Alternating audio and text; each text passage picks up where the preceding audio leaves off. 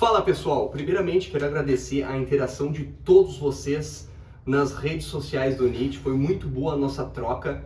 E agora eu vou dar a minha opinião sobre esse tema, que é a questão de como realizar um levantamento de maneira correta. E eu não vou ficar em cima do muro, eu vou falar mesmo a minha opinião, tá? Podem concordar ou não, não tem problema. E depois eu vou trazer esse artigo aqui que o nosso amigo botou lá nos comentários e achei excelente, então eu vou trazer alguns pontos dele. Talvez eu divida em dois para não ficar tão longo. Minha opinião então, sem mais delongas. Pessoal, eu acho que existe sim uma maneira de realizar o levantamento correto. Não é tudo certo, só fazer e já era, tá bom.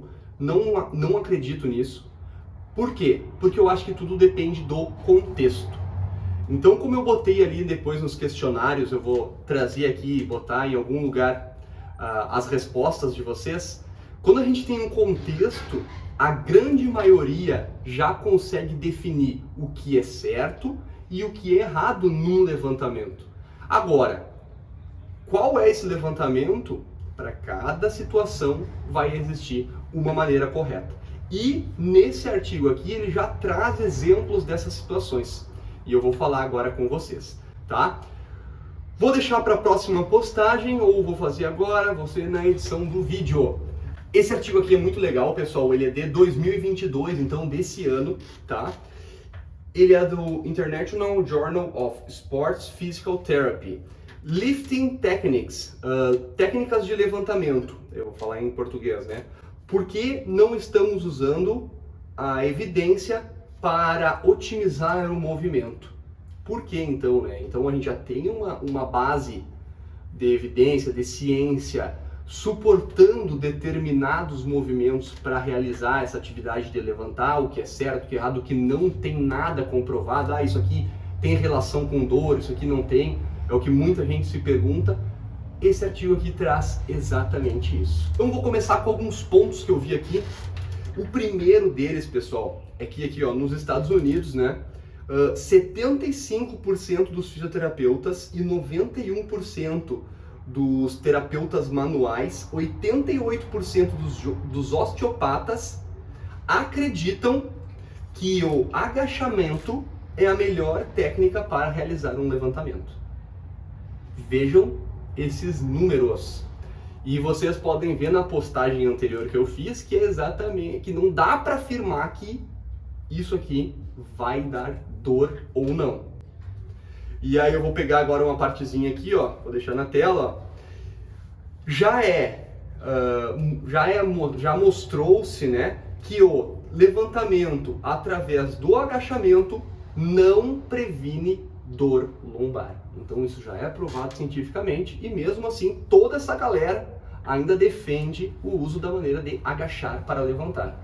Quando eu falo agachar para levantar, normalmente a gente já pensa naquela maneira robotizada de agachar e não com aquela leveza, com toda a flexão na coluna e que a gente imagina para realizar um movimento natural. Porém, a gente tem mais um artigo aqui, que traz levantamento é um dos fatores de riscos documentados para dor lombar. Então, tu fazer levantamentos é um fator de risco.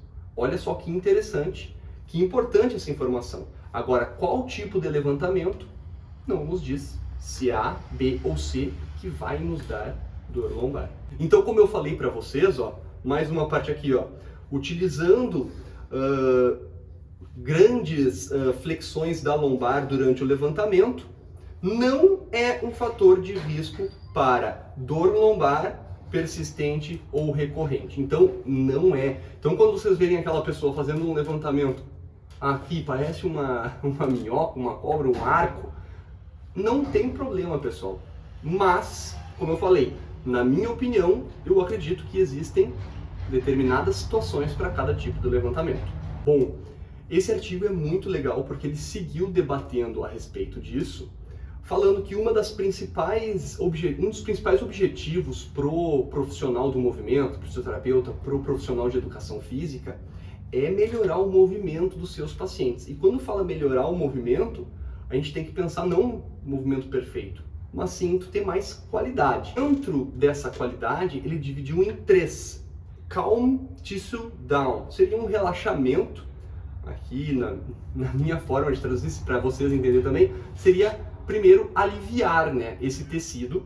O segundo ponto é criar um tecido novo, ou seja, não seria nem reforçar, eu diria que é dar qualidade para esse tecido. E o terceiro ponto aí sim é melhorar a capacidade funcional, deixar esse corpo pronto para trabalhar. E eles abordam isso de uma maneira que eles consideram complexa, então eles não definem, para fazer levantamento e pensando em reabilitação, tal levantamento é melhor. E eles dividiram em 4 pontos para análise de cada levantamento, de cada tipo. O primeiro, metabólico, o segundo, biomecânico, o terceiro, resistência ao estresse físico e o quarto, dor. Então aqui, ó, eu vou dar a citação aqui em cima para vocês visualizarem, quiserem procurar depois também podem procurar. Metabólico, então ele é baseado no consumo de energia. Para isso, o levantamento, ó, com a flexão da coluna, né, um levantamento natural, eu vou chamar assim, é o melhor. Por quê? Porque o agachamento e o semi-agachamento, que eu vi é considerado um levantamento terra, com a coluna neutra, tudo rígido, é os dois gastam muito mais energia. Então, pensando na parte metabólica, eu quero levantar mais, utilizem com a flexão. Pensando na questão biomecânica, eles apresentam de novo as 3 formas de levantamento. E quando a gente pensa nessas formas diferentes, a partir da biomecânica, da cinesiologia, a gente já sabe que, por exemplo, um agachamento seria melhor, então seria o correto, se o objetivo da pessoa for uma hipertrofia de quadríceps da região anterior da coxa. Já para um levantamento terra, se o objetivo fosse reforço da cadeia posterior, seria o melhor. Aí eles seguiram essa análise biomecânica de que seria certo, errado, ou melhor e pior, e eles viram que para levantar mais peso, com o padrão de levantamento terra, ou até mesmo com a flexão da coluna, consegue se levantar mais do que num padrão de agachamento. O próximo ponto é tolerância ao estresse. E aí eles dividiram isso de uma maneira bem simples. Quando a gente tem pouco estresse, a gente tem um declínio no condicionamento. Quando a gente tem um estresse moderado, a gente tem uma manutenção. Quando a gente tem um estresse alto, a gente tem uma melhora no condicionamento. Porém, quando esse estresse é maior do que a nossa capacidade, vem a dor. Dentro dessa parte também de resistência ao estresse, muitos terapeutas, profissionais dessa área, não indicam realizar esse levantamento com a flexão da coluna porque eles acreditam que causa um estresse maior nessa região. E também porque em muitos casos a hérnias de disco e outras degenerações são associadas à flexão da coluna. Porém, eles ainda dizem, existe flexão na coluna em qualquer um dos levantamentos e muitas vezes, mesmo tu tendo hérnia, é assintomático. Então a gente não pode criar uma relação linear de que tu vai fazer um levantamento de uma determinada forma e vai ter dor. Tu pode muitas vezes comprimir, ter essa força de compressão e não ter nada, porque a nossa coluna é rígida. E aí eu volto a bater nessa tecla do estresse e capacidade. 100 quilos é muito? É. Para quem? Para um cara muito forte não é. O estresse vai ser menor do que a capacidade e essa pessoa vai resistir àquele estímulo, àquela demanda. Outro ponto que eles chamam a atenção do estresse é, por exemplo, procurar modificar uma maneira de agachar, uma maneira de levantar. Por exemplo, o meu paciente, o meu cliente sempre realiza o levantamento terra para pegar alguma coisa do chão. Para a gente reverter esse padrão ou botar para um agachamento, essa mudança gera um estresse muito maior, porque o corpo não estava acostumado a realizar as tarefas daquela forma. Então esse período, o artigo diz para o profissional ter um cuidado muito grande. Bom, pessoal, quando a gente vem na última abordagem da dor, eles já alegam de cara que é uma coisa complexa, que a gente não tem como criar linearidades, faz isso e vai tirar a dor, faz aquilo e vai melhorar. Não é assim, mas eles apresentam um quadro bem legal, eu vou tentar colocar aqui para vocês, ó. Que seria primeiro esse relaxamento, esse alívio do tecido, e aí eles botam aqui os fatores que a gente tem que considerar. Depois, no segundo passo, criar essa melhora biomecânica, a ativação muscular, preparar o corpo para realizar os movimentos. E o terceiro passo lá, melhorar a capacidade. O melhor dessa tabela é que eu achei assim, ó, segue para baixo o que é a técnica de levantamento indicada, né? E aí você vai ver que é as 3. E a pergunta, né, pode só um desses levantamentos ser o ideal, ser o correto? Fica a pergunta, que eu já respondi, mas é importante a maneira que eles respondem, similar à minha. Então, por exemplo, aqui eles colocam, ó, no CrossFit, se existir uma pessoa que tem que levantar muitas vezes o mesmo peso num campeonato, pelos artigos que essa revisão trouxe, seria melhor fazer com a flexão da coluna, porque é mais efetivo, porque realmente levanta mais peso e tem um menor gasto metabólico. Então, quando a gente pensa em metabólico, existe um correto, existe realmente um melhor. Outro ponto aqui, ó, é uma dor patelofemoral. Então, muitas vezes a gente pensa só na coluna para o levantamento. Não, mas a gente tem que pensar no corpo inteiro. E se a pessoa tem uma dor patelofemoral, talvez realizar uma maior flexão do joelho, gerar uma maior força anterior nessa estrutura, vai ser pior nesse caso, principalmente se ele não tiver preparado, não tiver uma progressão correta. Então, talvez o correto para essa pessoa seria começar com um levantamento, seria trazer essa carga mais para a cadeia posterior. Então, a gente novamente tem um correto e um errado, dependendo da situação, né? Dependendo do contexto. O dor lombar, o que eles trazem sobre isso?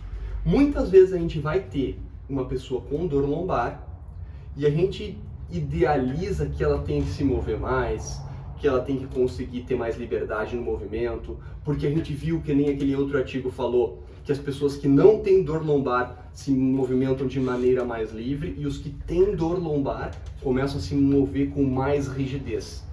E ao contrário do que aquele artigo concluiu, eles trazem uma visão diferente. Eles indicam que tu comece utilizando o agachamento para levantar. Por quê? Porque essa pessoa já está acostumada a esse padrão, que é um padrão defensivo na opinião deles. Então a gente utiliza isso para posteriormente começar a explorar mais liberdade de movimento. Então, pessoal, para concluir aqui tanto o artigo como a minha explicação, como as minhas opiniões a respeito desse tema, a gente tem que analisar o contexto, não tem como fugir disso. E eu acredito que a gente tem que deixar o nosso cliente preparado, porque ele vai experimentar no dia a dia. Não de uma maneira robotizada, mas de uma maneira livre. Então, quando eu falo livre, muitas vezes a gente pensa, vamos levantar de qualquer jeito. Não é só isso, mas ter variedade de movimentos, ter repertório motor para desempenhar as tarefas que eles vão ter no dia a dia. Dentro da avaliação, a gente pode pensar em colocar um cone no chão e falar para a pessoa levantar. Se a pessoa já está com um estresse muito alto, já está com dor nas costas, provavelmente ela vai chegar perto do cone e tentar fazer aquele movimento todo retinho, todo perfeito. Sendo que era só levantar um cone, podia chegar de lado, pegar e levantar. Quando a pessoa seleciona sempre a mesma estratégia para fazer diferentes tarefas de levantamento, por exemplo, pegar um peso lá no lado, um peso lá na frente, um peso atrás, ele vai lá, roda, se posiciona, baixa, levanta. A gente percebe que não é o mais efetivo. E sempre usando o mesmo padrão, as mesmas estruturas vão estar sobrecarregadas.